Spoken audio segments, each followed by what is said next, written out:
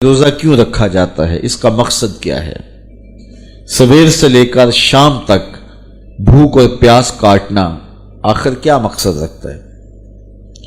جبکہ سب کچھ موجود ہے۔ یہ خوراک بچاؤ مہم تو ہے نہیں، بلکہ ان دنوں کے اندر مومن کا رزق بڑھ جاتا ہے، رزق میں اضافہ ہو جاتا ہے، اخراجات زیادہ ہوتے ہیں۔ تو پھر جب اخراجات بھی زیادہ ہوتے ہیں، خوراک بھی وافر ہوتی ہے، تو پھر سویر سے لے کر شام تک بھوک کاٹنے کا کیا مقصد ہے؟ اللہ تعالیٰ جل شانہ جو اتنا پیار بندے سے کرتا ہے، وہ کیوں گوارا کرتا ہے کہ میرا بندہ اتنی بھوک کاٹے، اتنی پیاس کاٹے؟ ایک ماں گوارا نہیں کرتی کہ میرا بچہ بھوکا رہے، پیاسا رہے۔ بچہ بھوکا ہو تو ماں تڑپنے لگ جاتی ہے، اور اس کی بھوک مٹانے کے لیے اسے کسی کے گھر میں جا کے مزدوری کرنی پڑے، کسی دہلیز سے جا کے مانگنا پڑے، وہ اس کا پیٹ بجھانے کے لیے سب کچھ کر گزرتی ہے، اور وہ ہر دکھ جھیل لیتی ہے کہ میرا بیٹا کوئی تکلیف نہ سہے، میری اولاد کوئی دکھ نہ سہے۔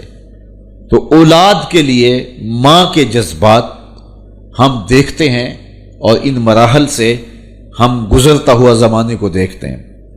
تو بیٹے کے لیے ماں بھوک اور پیاس گوارا نہیں کرتی، تو جو 70 ماؤں سے زیادہ پیار کرتا ہے، اس نے کیسے گوارا کر لیا کہ میرا بندہ سویر سے لے کر شام تک بھوکا رہے، پیاس کی شدت کاٹے، بھوک کی شدت کاٹے۔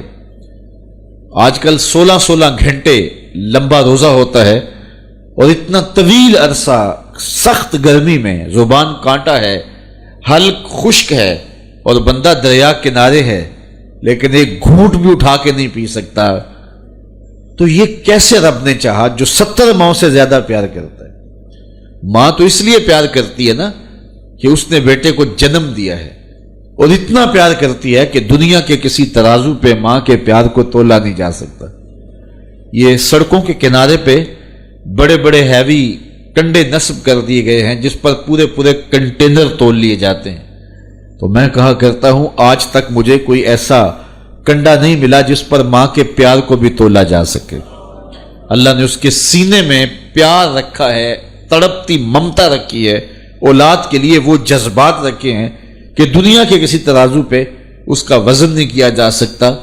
پھر دوسری بات، آج بازار جائیں تو کوئی شے بھی آپ کو خالص نہیں ملتی، لیکن ماں کا پیار آج بھی کھرا ہے، ماں کا پیار آج بھی سچا ہے۔ اولاد کے لیے اس کے جذبات آج بھی جو ہیں وہ بالکل کھرے ہیں۔ اولاد کا پیٹ پالنے کے لیے کسی کے گھر کے برتن مانجنے پڑے تو ماں اس سے بھی گریز نہیں کرتی۔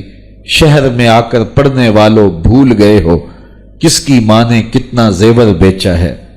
مائیں اولادوں کے لیے کیا کیا پاپڑ نہیں بیلتی، کیا کیا دکھ نہیں سہتی، خود گیلے بستر پہ لیٹ جاتی ہیں اور بیٹے کو خشک جگہ پہ لٹاتی ہیں، اور اذیت سہتی ہیں، دکھ سہتی ہیں، خود پیاس اور بھوک برداشت کر لیتی ہیں، لیکن اولاد کو جو ہے وہ بھوک اور پیاس ان کی برداشت نہیں کر پاتی ہیں۔ یہ ان کے سینے میں اولاد کا پیار ہے۔ تو اولاد کے ساتھ ماں باپ کو اتنا پیار کیوں ہے؟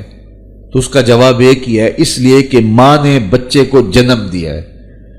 تو اس جملے پہ آپ کی توجہ چاہوں گا، جس نے جنم دیا ہے وہ اتنا پیار کرتی ہے، تو جس نے خلق کیا ہے وہ کتنا پیار کرتا ہو۔ ماں نے جنم دیا ہے، تخلیق نہیں کیا، تو جنم دینے والی کا پیار اس کا ٹھکانہ نہیں، اور جس نے خلق کیا ہے اس کی محبت کا عالم کیا ہوگا؟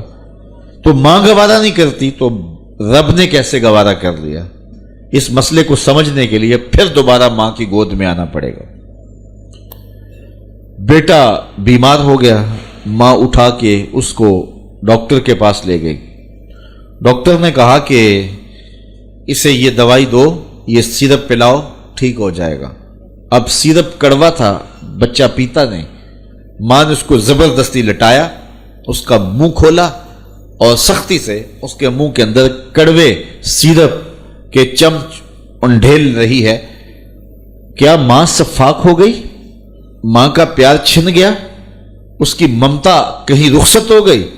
وہ جو بیٹے کی آنکھ میں ایک آنسو بھی گوارا نہیں کرتی تھی، تڑپ جاتی تھی، بیٹا چیخ رہا ہے، رو رہا ہے، ماں زبردستی اس کا منہ پکڑ کے کڑوا سیرپ اس کے حلق میں ٹپکا رہی ہے، تو اس کا جواب یہ ہے کہ ماں صفاک نہیں ہوئی، ماں ظالم نہیں ہوئی، اس کی ممتا نہیں چھنی، بلکہ بیٹا نہیں جانتا، ماں جانتی ہے، یہ چند لمحوں کی کڑواہٹ ہے، چند گھڑیوں کی تکلیف ہے، اس کا نتیجہ شفا کی صورت میں برآمد ہوگا۔